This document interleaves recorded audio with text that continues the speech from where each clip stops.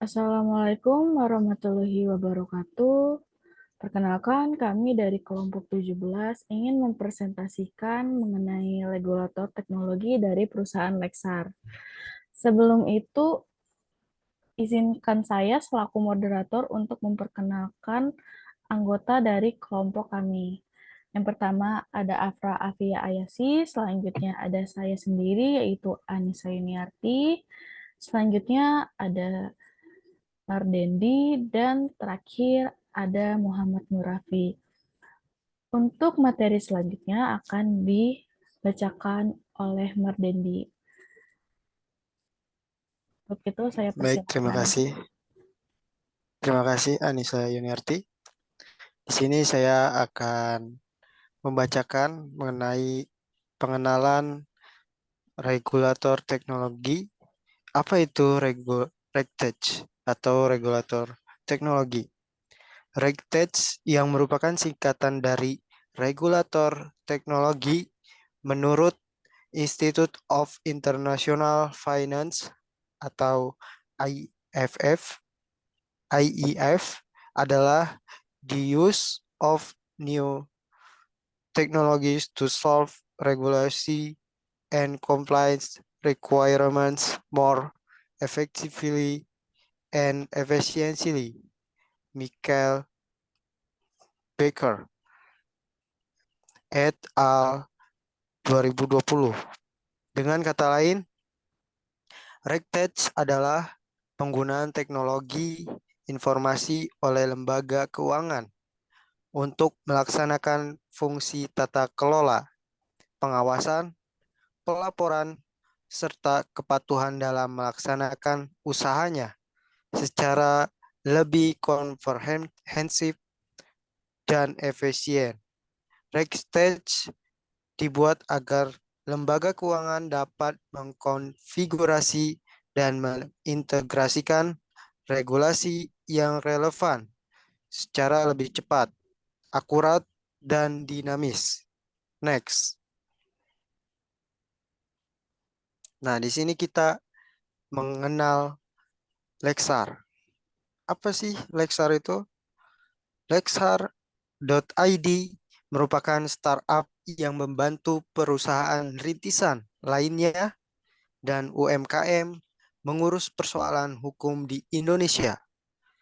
Terlebih lagi, aspek legal menjadi poin penting bagi pelaku usaha supaya proses bisnisnya berjalan lancar.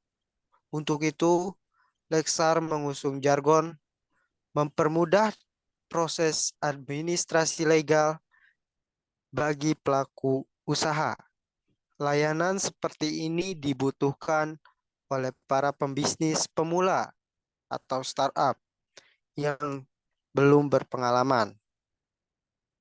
Baik, selanjutnya akan dibacakan oleh Muhammad Nurafiq. Baik, terima kasih Mardendi. Selanjutnya akan dibacakan oleh saya. Dikutip dari laman katadata.co.id, perusahaan Lexar.id berdiri pada tahun 2015 dengan nama Startup Legal Clinic. Pada April tahun 2018, nama perusahaan itu berubah menjadi Lexar.id. Perusahaan ini baru beroperasi di Jakarta, Bogor, Tangerang, dan Bekasi, atau Jabodetabek. Di luar wilayah itu ada, tapi yang sifatnya bisa dikerjakan by email, katanya. Sementara jumlah pekerja internalnya sebanyak 10 orang. Next.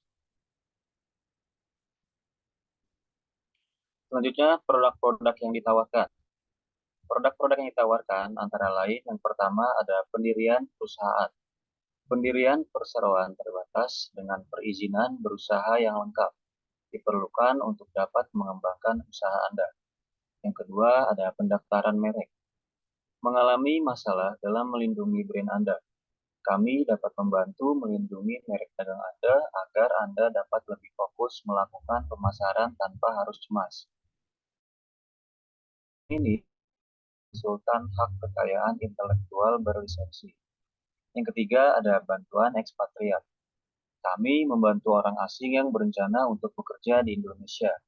mulai dari saat kedatangan sampai perurusan izin-izin yang diperlukan untuk berusaha. Yang keempat ada perurusan perizinan. Kami dapat mengurus izin-izin yang Anda butuhkan untuk berusaha, termasuk pendaftaran, perpanjangan, dan perubahan. Yang kelima ada kesekretariatan perusahaan.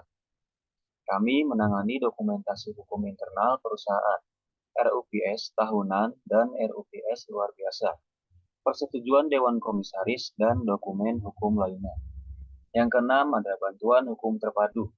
Layanan ini kami sediakan untuk usaha-usaha yang sering membutuhkan jasa hukum, termasuk usaha-usaha yang sedang dalam tahap fundraising, yang bergerak di industri yang diatur dengan ketat, atau yang membutuhkan dokumen hukum untuk pembangunan infrastruktur. Pelayanan ini kami sesuaikan dengan kebutuhan usaha Anda. Yang ketujuh ada bantuan kenotariatan. Kami dapat membantu Anda dalam memperoleh dokumen notaris yang dibuat oleh notaris dari jaringan kami. Semudah dengan memilih jenis jasa, kami akan memilih notaris yang dapat memenuhi kebutuhan Anda. Yang ke-8 ada perizinan usaha sektoral. Beberapa bisnis memiliki kebutuhan khusus dan izin sektoral agar dapat melakukan praktiknya sesuai dengan peraturan yang ada. Tim kami memiliki pengetahuan yang dibutuhkan sesuai dengan industri yang berhubungan. Oleh karena itu, hal ini akan mempermudah penanganan proses memperoleh izin tersebut. Yang terakhir, pengurusan pendanaan. Kami membantu pengusaha-pengusaha memahami ketentuan-ketentuan dalam fase pendanaan. Pendanaan usaha dari perwakilan sampai eksekusi dokumen-dokumen pendanaan. Oke, slide selanjutnya akan dibacakan oleh teman saya. Silakan Afra Afia. Ya, terima kasih Muhammad Murafiq. Untuk sejak berdiri, perusahaan Lexar ini telah membantu kurang lebih sekitar 125 klien, menjawab 146 pertanyaan, memiliki kurang lebih 12 mitra, dan memberikan 200 lebih layanan, dan terakhir memiliki nilai transaksi sekitar 20 miliar rupiah.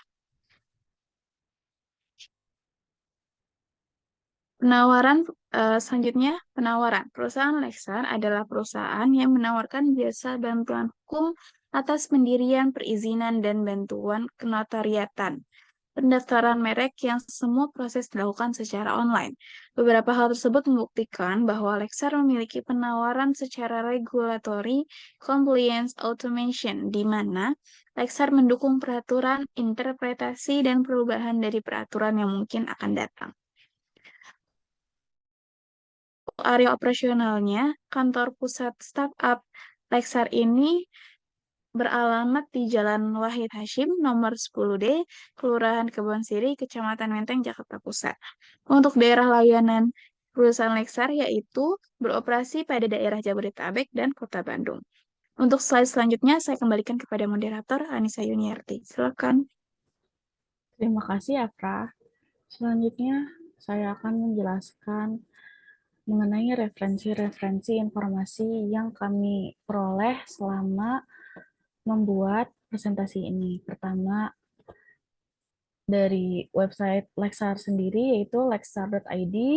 Selanjutnya, mengambil dari Jurnal Magister Hukum volume 7 nomor 2 tahun 2021 mengenai penerapan RICTECH dalam penyelenggaraan vintage lending di Indonesia.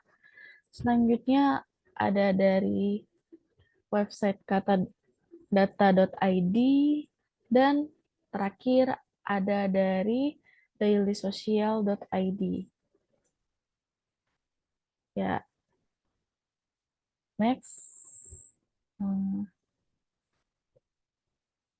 Terima kasih atas perhatiannya. Kurang lebihnya mohon maaf. Wassalamualaikum warahmatullahi wabarakatuh.